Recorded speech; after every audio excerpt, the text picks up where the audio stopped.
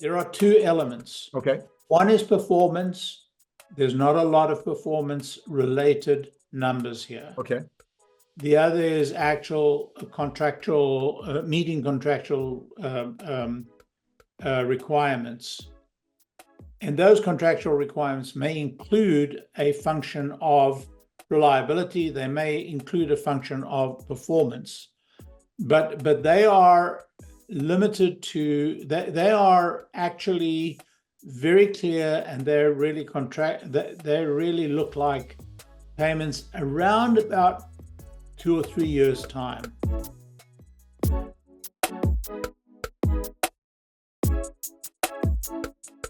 The actual performance, the very heavy performance type stuff, there was a smaller contract, and I think it was related to the Australian implementation that has like a 25-year payout based upon performance. There's not a lot of that anymore. So there are two buckets.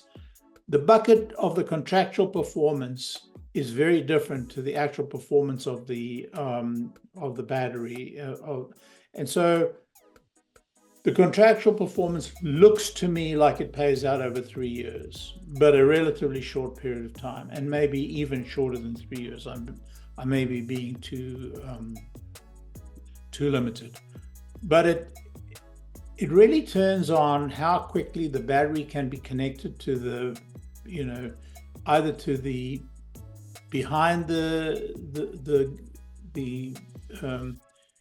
what do they call it, behind the meter, or in front of the meter. Now, behind the meter means it's out of sight of the electrical company, and then it's just a question of, does it switch on? Does it store the battery? Does it perform? We get paid.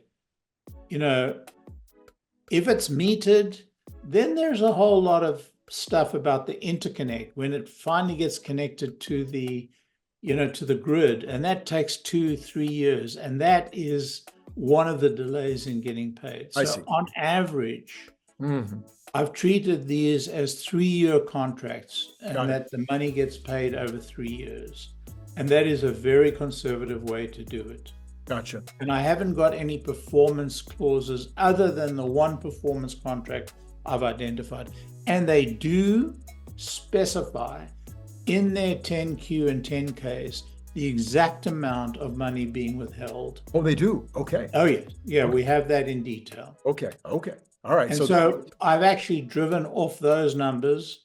And so I think this is a reasonable estimate of what we're going to see. And we see in 2022, there was a sliver of profit. 2023, it grew. And 2024, we almost, we're close to that 5 billion mark, maybe three and some billion, but a very small percentage of our actual revenue. 2025, we're going to see real growth. And we're going to see, ranging into the 10 billion mark. And some of this is also impacted by the fact that China is brand new in 2025. So 2024, we'll see China begin to deliver roughly at 2023 levels, or somewhere between 2022 and 23 levels in the US. But this is the first year that we'll see both China and the US deliver, and we'll be, above the 15 billion revenue mark. 2025 is where it all pays off. Now, I believe that they're going to start another factory in 2025 in Europe. Sure. But in 2025, we're going to see margins hit the 10% mark. And so a lot of this money. I'm sorry, Larry, let me back you up. That's the $10 billion mark, not the 10%, right? This 10% 10 billion. is 10% of revenue. This is 10 billion. Yeah. Okay. So, but you're showing the revenue at around 25 billion, or is that the green? I'm sorry. Am I looking the wrong? This green line is percentage profit. So look here, margin. Oh, I see. So here you have, we're at minus something. Right. And then we get to a margin of profit of about, 5%. We get to about, in 2023, we get to a margin of profit about 14%. Right. 2024, we're up to the 20% mark. 2025, close to the 40%. Okay. And 2026, now all the 3-year wait times, the actual 3-year wait times for new projects are a very small percentage of revenue. We're getting our full gross margin on both factories in full production. I haven't added any more factories. And so we're at, energy is going to earn 50% margins. Right. Unless margins contract because of competition. That's a whole other world. And that could happen, but I think we're going to see a lot more factories occur around about this 2025 mark. I would be very surprised if we don't see Europe begin to scale in 2025.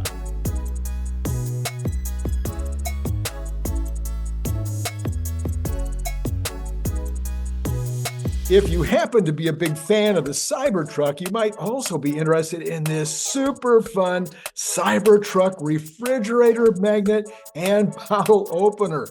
It is made out of super thick stainless steel, just like the Cybertruck, and it has this giant magnet on the back, so it's going to hold a lot of stuff on your refrigerator. It's an amazing gift, and it comes in that great gift box that you saw before that uses a magnet opener, just almost like an Apple box, like when you get Apple products. You can buy it on Amazon for $29.95, or you can buy it direct from me by sending $25 to paypal.me/Randy Kirk, all in lowercase letters. Please indicate whether you want the stainless steel look, or maybe you'd like to have this very clever camo version. And then if you're not in the US, please add $20 for freight. If you'd like more than one, please check the information below to get pricing, as well as all that information I just told you will be repeated in the information below. So once again, think about joining the channel, getting the up-to-date Tesla news every single day. I think you'll be glad you did.